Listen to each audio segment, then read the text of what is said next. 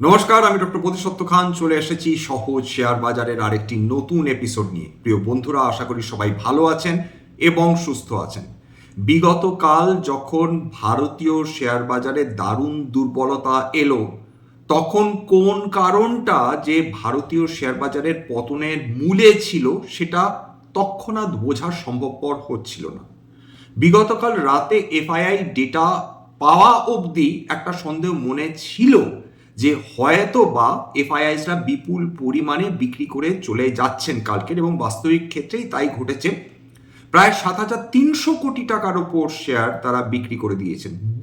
আজকের মোটামুটি দুপুরের দিকে হঠাৎ করে খবর চলে আসে যে আমেরিকা এবং ইসরায়েল যৌথভাবে তারা ইরানকে আক্রমণ করেছে এবং তারা এটাকে একটি প্রিএমপ্টিভ স্ট্রাইক হিসাবে আখ্যা দিচ্ছে। 2025 জুন মাসে ইসরায়েল এবং আমেরিকা তারা ইরানকে আক্রমণ করেছিল এবং তারা সেই একই ব্যাখ্যা দিয়েছিল যে এটা একটি প্রিএমপ্টিভ স্ট্রাইক।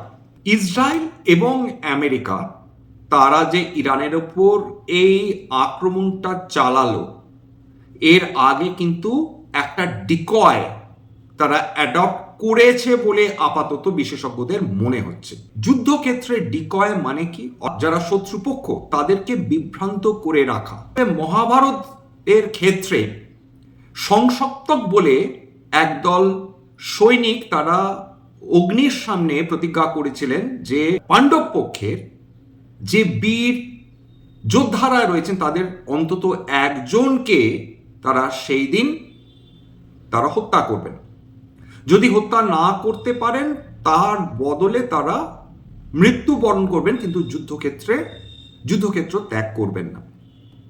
এবং অর্জুন যখনই অভিমন্যুকে সাহায্য করতে ছুটে যাচ্ছেন, ঠিক সেই সময় একের পর এক সংসপ্তক দল তারা এসে বলছেন আইসো অর্জুন যুদ্ধ করি।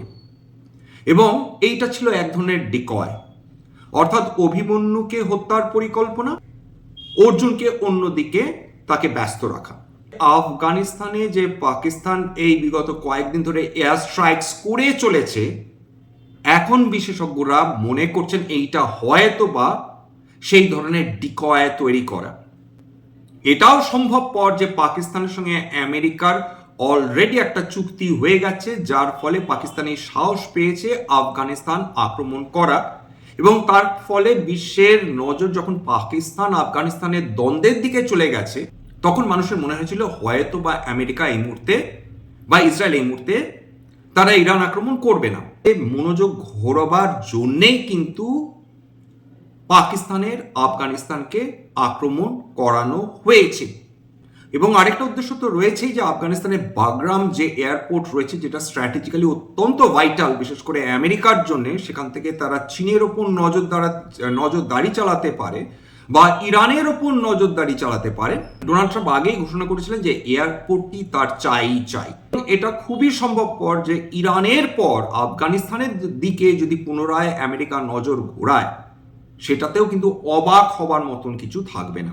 এত প্রিসাইজ স্ট্রাইকস ইসরায়েল এবং আমেরিকান এয়ারফোর্সেস রয়েছে তারা করেছে যে আয়াতুল্লাহ খোমেনির বাসস্থানের খুব কাছে কিন্তু এই মিসাইলসগুলো গিয়ে স্ট্রাইক করেছে। কেবলমাত্র তেহরানে যে কেবলমাত্র সমস্ত ধরনের বোমা বর্ষণ বা বোমা বিস্ফোরণের শব্দ পাওয়া গেছে এমনটি নয়।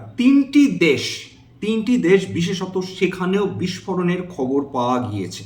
একটা বাহারিন, 2 নম্বর ইউনাইটেড আরব এমিরেটস, আরেকটি হচ্ছে কাতার, যেখানে আমেরিকান মিলিটারি বেসেস রয়েছে। সেইগুলোকে ইরান টার্গেট করবে, তারা বলে দিয়েই ছিল অনেক আগেই যদি আমেরিকা তাদের আক্রমণ করে। এক্ষেত্রে ইরান রিট্যালিয়েট করেছে, ইসরায়েলের প্রতিও তারা মিসাইল হানা হেনেছে। এবং বাহারিন, কাতার, ইউনাইটেড আরব এমিরেটস, তাদের অবস্থাটা হয়েছে না ঘরকা না ঘাটকা, না পারছে তারা এইদিকে যেতে, না পারছে তারা অন্যদিকে যেতে। ভারতবর্ষের সঙ্গে এই অ্যাটাকের সম্পর্কটা কি সেটা আমাদের বুঝতে হবে।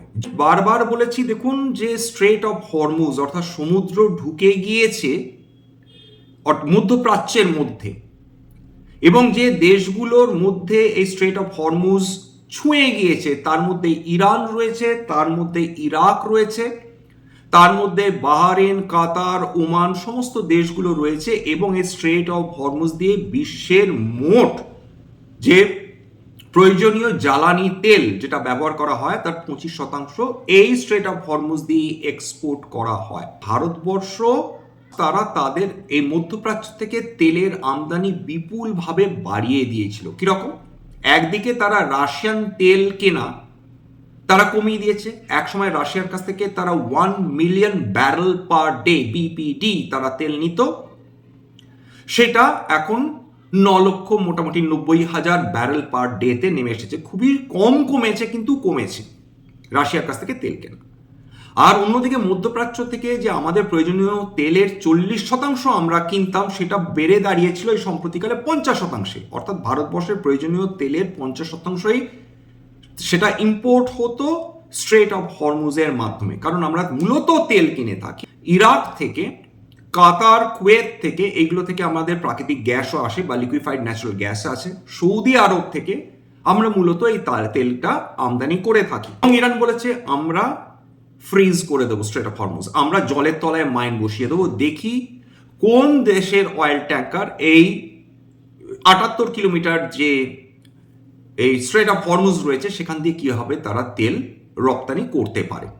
অর্থাৎ আমরা যদি ডুবি তোমাদের নিয়ে ডুববো, কারণ তোমরা কমপ্লিসিট উইথ আমেরিকা। তোমরা আমেরিকাকে তাদের আর্মি বেস করতে দিয়ে তোমরা লিটারালি আমাদেরকে শাস্তি দিয়ে চলেছিল, আমাদের দেশে সর্বনাশটি করতে চলেছ। এইটা হচ্ছে ইরান কর্তৃপক্ষের বক্তব্য। সাংঘাতিক ডিসরাপশনটা হতে চলেছে। কদিন চলবে এই সংঘর্ষ আমরা কেউ জানি না, এই মুহূর্তে বলা সম্ভব না। কিন্তু এইটা নিশ্চিন্ত ভারতের প্রয়োজনীয় তেল সেটা যদি তার 50%ই যদি না আসে, 1 নম্বর সেটা বিপুলভাবে আন্তর্জাতিক বাজারে তেলের দাম বাড়িয়ে দিতে চলে। 2 নম্বর ফিজিক্যাল অয়েল ডেলিভারি বন্ধ হওয়ার আগেই ফিউচার্সে হু করে তেলের দাম বৃদ্ধি হওয়ার সম্ভাবনা রয়েছে।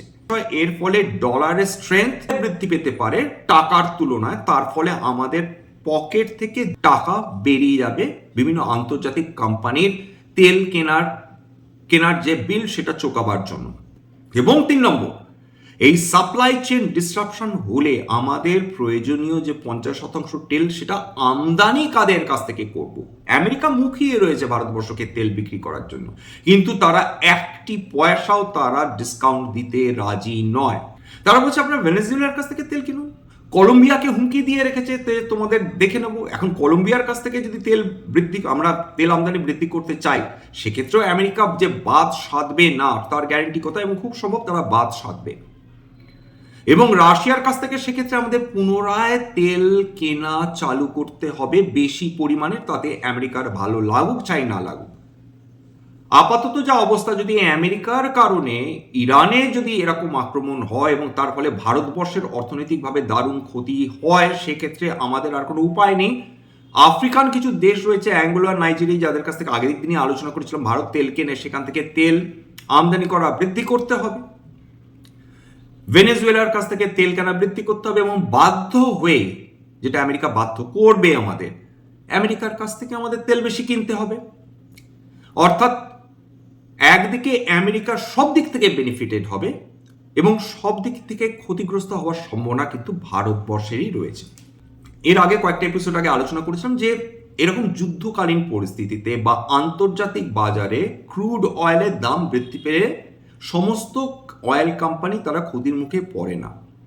হাই স্ট্রিম কোম্পানিজ বা আপস্ট্রিম কোম্পানিজ যারা মাটি থেকে তেল উত্তোলন করে বা সমুদ্রের তলদেশ থেকে তেল উত্তোলন করে, তাদেরকে আপস্ট্রিম কোম্পানিজ বলা হয়। এর মধ্যে ওএনজিসি রয়েছে, অয়েল ইন্ডিয়ার মতন কোম্পানিজগুলো রয়েছে, যারা এই ধরনের তেল তারা আপস্ট্রিম কোম্পানিজগুলোর কাছ থেকে কেনে, রিফাইন করে এবং খোলা বাজারে বিক্রি করে, তাদের বলা হয় ডাউনস্ট্রিম কোম্পানিজ।